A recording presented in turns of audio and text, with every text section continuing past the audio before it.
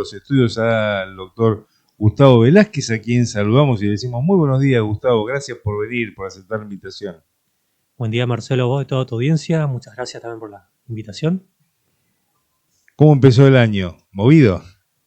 La verdad que sí, movido, con muchas cosas, muchos cambios y nuevos comienzos. Vamos a hablar un poco del tema. La última vez que visitaste el estudio fue por allá por el mes de fines de mayo, antes de las elecciones de junio. Ahí prendo.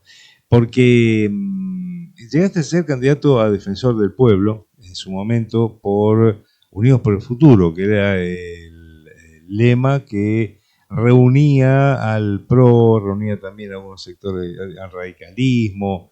Era como una reedición de lo que sería Juntos por el Cambio o algo así. Así es. Y hace algunos días tuvimos la noticia, la información, que abandonaste lo que originalmente fue tu partido en el cual empezaste a militar, que es el PRO.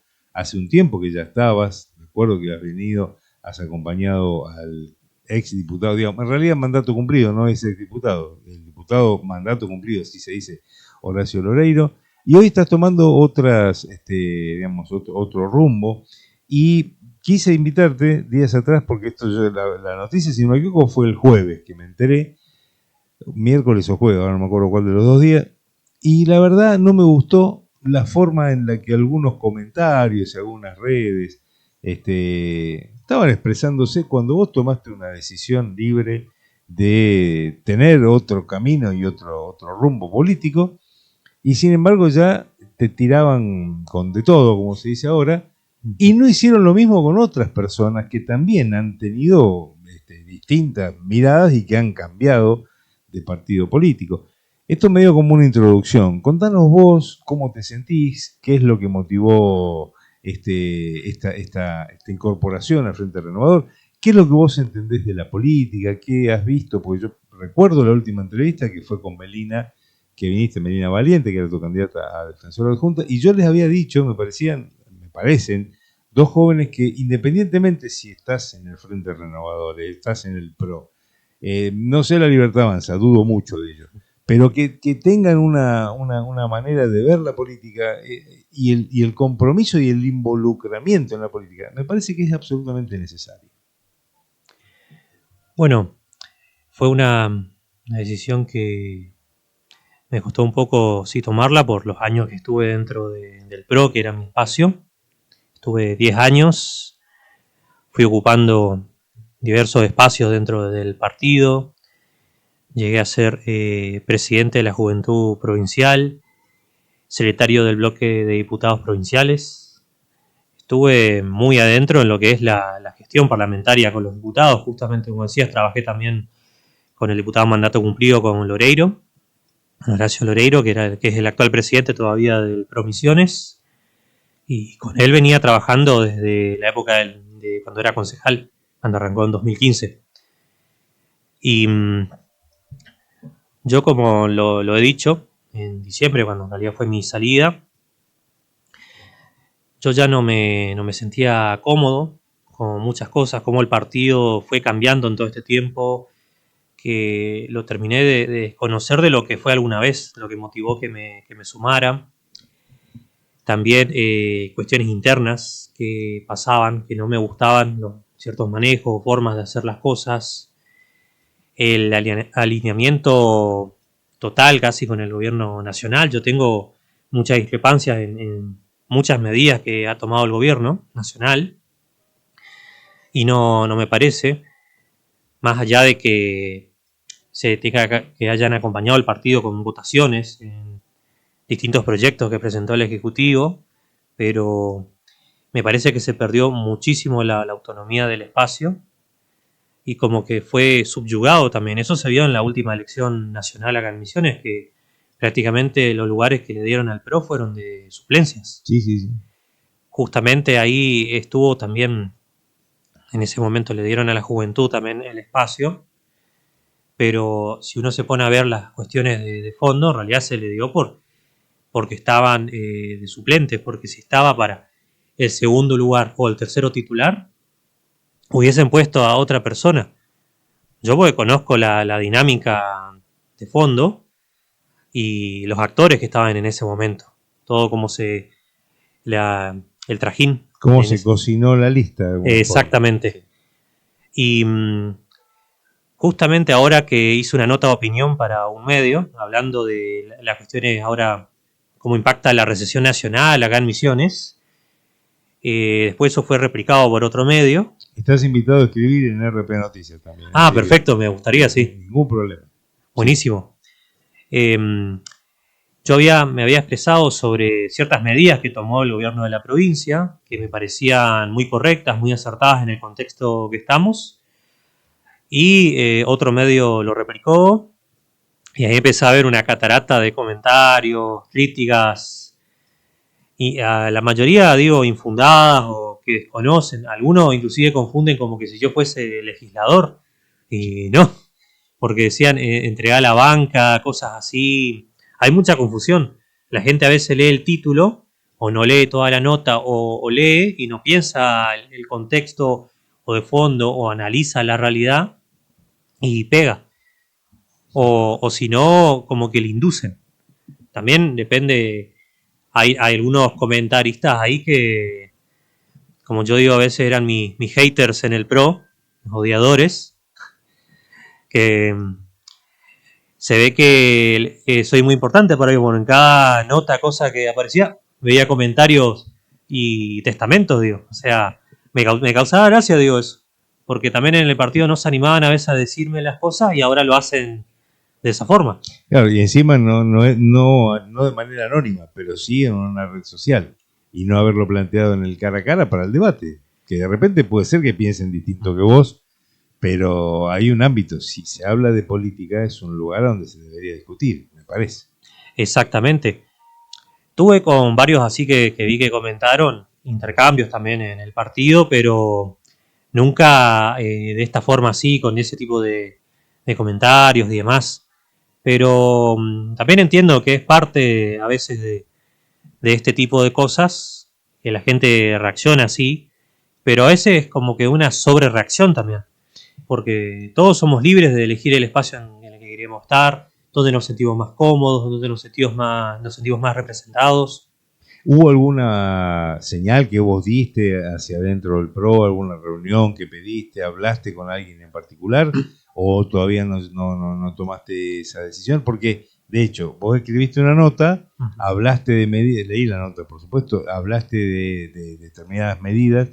Esas medidas, muchas de esas había hecho, creo que para el mes de enero, yo había hecho una nota también vinculada a lo que yo le había puesto la previsibilidad, es decir, que en momentos difíciles y momentos de crisis, gobernar con previsibilidad era importante. Más allá de críticas que tengo, y varias críticas, con el gobierno renovador, Sí. Pero que uno, por lo pronto, reivindique o hable bien de una medida, no te hace ya renovador. Vos después has tenido contacto con alguien del Frente Renovador de la Concordia, o todavía es solamente especulaciones en función a una nota que vos hiciste.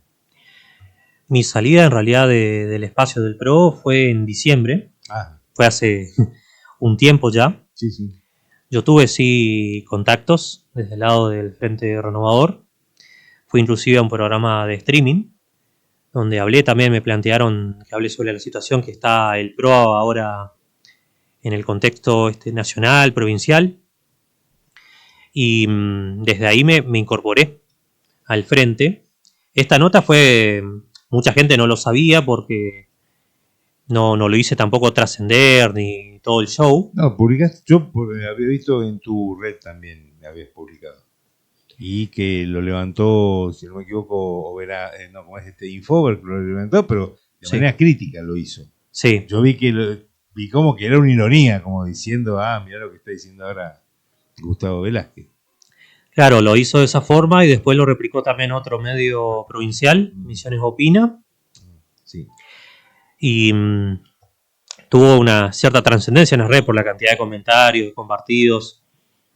Pero cada uno, yo digo, es libre de tomar la decisión y sumarse al espacio que le parece más representativo. En mi caso, como lo dije, en el PRO ya no me sentía cómodo, no me sentía parte. Y me puse a ver, digo, la fácil era, como hicieron muchos, irse a la Libertad Avanza. Por el exitismo electoral, de la reciente elección, como pasó con la mayoría de los concejales del PRO. Sí, en varios lugares de la provincia, sí. De 18, si no me equivoco, se fueron 12. Sí. Y lo que voy, digo, ideológicamente no coincido en muchas cosas con el gobierno nacional y me sentía más representado, digo, por el Frente Renovador, en el sentido de que defiende los intereses de la provincia. Puede tener con sus matices, con sus aciertos y desaciertos, porque también tiene errores, no es perfecta la provincia, pero algo que digo es que es perfectible, que se puede mejorar. Y también uno, al involucrarse en política, yo la entiendo como una herramienta para construir y para cambiar realidades. Sabés que no sos el único joven, porque Dayana Zabal, que había sido también presidenta de la Juventud del PRO, se fue antes que vos y ella se incorporó cuando fue la elección de Defensor del Pueblo. Sí. Ella fue candidata a defensora adjunta junto con Cristian Castillo, que también había sido en ese caso secretario de la Juventud Radical, y también se fue del radicalismo y se sumaron a la Renovación, ambos dos en un mismo sublema. Es decir, esta cuestión de la necesidad, más allá que sea la Renovación donde sea, es decir, recién hiciste una buena caracterización planteando que hay varios legisladores con banca que fueron votados por otro partido que le dieron a la Libertad Avanza una cantidad de concejales que no tenía porque no fueron electos por la Libertad Avanza. Ahí hay una diferencia en base a lo que puede ser tu salida del PRO, incorporación al Frente Renovador, porque vos no estás llevando una banca con vos. Y en eso, me acuerdo que muchas veces muchos de los que pegaron el salto a la Libertad Avanza criticaron en otros espacios cuando pasaba lo mismo, pero hacia el Frente Renovador, y planteaban también lo mismo. Decir, bueno, esa banca no le pertenece al legislador, le pertenece al partido. Ahí hay varias cosas como para discutir. Sí, hay como una doble moral, si quisiéramos la famosa decir. Doble vara, sí. O hipocresía también, porque te vas a un lado o al otro, uno sí es bueno, otro no, pero para mí no es la forma. Yo vi, por ejemplo, cuando se fueron varios concejales que tampoco hicieron este tipo de comentarios o agresividad en las redes. A mí inclusive me escribieron por privado asambleístas del partido, hasta casi formulando amenazas, te diré. Y yo, por mi paz mental y demás, directamente lo quedé en las redes, esas personas, porque con gente así tampoco no se puede construir. Y quizás también tantos comentarios, sí, especialmente de gente asociada al partido, venga porque quizás le molestó que me haya ido, demás, más que a otros referentes que se fueron también. Por eso, a otros que se fueron a otro lado no le hicieron tanto ruido que haya perdido, porque realmente lo primero que perdió el PRO fueron los votantes. Sí. Esto yo lo había planteado en algún momento. Más allá de vos podés integrar una lista, podés tener el partido, todo lo que vos quieras, pero si quien no te acompaña es tu votante, el votante fue el que en el mes de octubre, el 26 de octubre, acompañó a Libertad Avanza. Porque vos fíjate que quienes se fueron desde el PRO a Libertad Avanza lo hicieron después del 26 de octubre, no lo hicieron antes. Otra cuestión también para mí especulativa, pues si vos estabas en desacuerdo, te hubieras ido antes, pero no, esperaron a que pasaran las elecciones, que ganara la Libertad Avanza, y ahí entonces como que se les aclaró el panorama a algunos. Claro, como decía que la fácil, digo, el exitismo electoral, como ganar una elección, me voy con el ganador, caballo ganador, y para adelante, pero yo no la veía así. Y también pasa que yo cuando estuve adentro había gente que se iba al espacio y como que a veces se le induce a la gente a querer ser más agresivo contra el que se fue, o esa de decir como hace tiempo atrás decían, no, el que se quiere ir que se vaya, nadie es indispensable, hasta se dijo públicamente, referentes lo dijeron. Y yo nunca comulgué con esa idea. Siempre decía que hay que darle contención a la militancia, a los referentes, porque si no perdés gente valiosa. Le pasó al espacio que a lo largo de estos últimos años fue perdiendo actores relevantes dentro del partido. Justamente con esto de la salida de los concejales, cuando yo todavía estaba en el espacio, me decían a mí, no, vos ahora que se fue tal concejal, no, tenés que putearle, decirle cosas, desconocerte porque ya no es del espacio. O sea, porque se fue todo que matarle directamente. Salir a matarle en las redes, decirle cosas. Pero no me parece, digo, porque uno genera vínculos, tiene relaciones, amistad o contacto. No porque está en determinado espacio va a romper eso o va a romper todo lo... Pero digo, a veces impera esa lógica y conmigo eso no va. Yo no. La lógica del amigo-enemigo. Claro, y eso en sí. realidad puede tener una diferencia política. Siempre hay yo con la broma cuando hablamos con Horacio Loreiro. Yo estoy en las antípodas absolutas del PRO, de la Libertad Avanza, pero puedo hablar con todo el mundo. De hecho, antes que estuviéramos hablando contigo, como estamos hablando ahora, pusimos al aire un reportaje con Ramón Puerta. Me parece a mí, es mi manera de trabajar, mi manera de ver el periodismo, la oportunidad que todos puedan hablar y discutir con todos. Y tal vez se puede llevar o tener alguna coincidencia con alguno o con otro, pero por lo menos al que le tiene que quedar claro esto es el que está escuchando. Porque yo sé lo que pienso yo. Vos sabés lo que vos pensás. ¿Cómo te interpreta y cómo se interpela a ese elector, a esa audiencia, cuando vos lo que estás, Gustavo, me parece, es marcando una conducta? Vos estás diciendo, hubiera sido cómodo, yo no elegí la cómoda, elegí la que yo quiero. Y me parece digno de respetar eso. No, sí, porque esa era la salida fácil, así diciéndolo en sencillas palabras, pero como yo no comulgaba, no me iba a sentir cómodo defendiendo... ¿Cuáles son los puntos, en todo caso, de mayor desacuerdo que tenés con el gobierno nacional? Y, por ejemplo, su política en materia de previsión social, el tema de las jubilaciones, el manejo social, las formas también de comunicar las cosas, cierta oscuridad en las medidas, porque se dicen que vienen a limpiar la gestión, a luchar contra la casta, pero tienen un gabinete plagado de castas, si se quiere decir. Pero, y también medidas polémicas, cuestiones que saltaron a la luz, con muchos relacionados funcionarios de alto nivel que están en el gabinete nacional. También la política económica y exterior, porque tenemos hoy en día un alineamiento total con Estados Unidos, con Israel, que nos puede traer consecuencias también.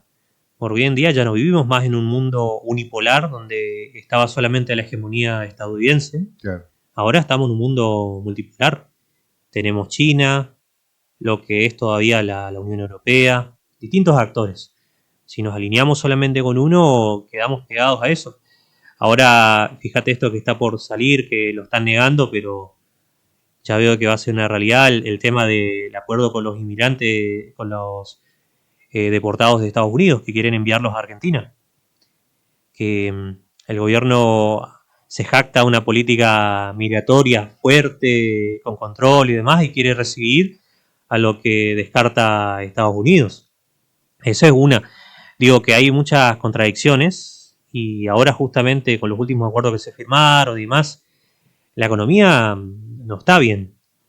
Tenemos la macroeconomía ordenada con alambre porque en realidad supuestamente tenemos inflación baja, pero no se nota eso en la calle. Hay una púa, falta plata, no hay consumo, por eso los comercios cierran. Y muchos acá en la provincia veo que le quieren culpar a la provincia de la situación. Pero si la provincia fuese culpable, digo, en todos estos años que está el Frente Renovador, no tendría que existir prácticamente sector privado. No tendrían que abrirse nuevos comercios, no tendrían que venir inversiones a la provincia de franquicias nacionales, internacionales. No habría ese movimiento económico. Prácticamente seríamos como Formosa, que depende de un 80% de los recursos nacionales y tiene un sector privado mínimo. Misiones, por fortuna, tiene 51% en recursos nacionales y la otra mitad, prácticamente 49%, propio. Pasa que para muchos es más fácil repetir una consigna o algo.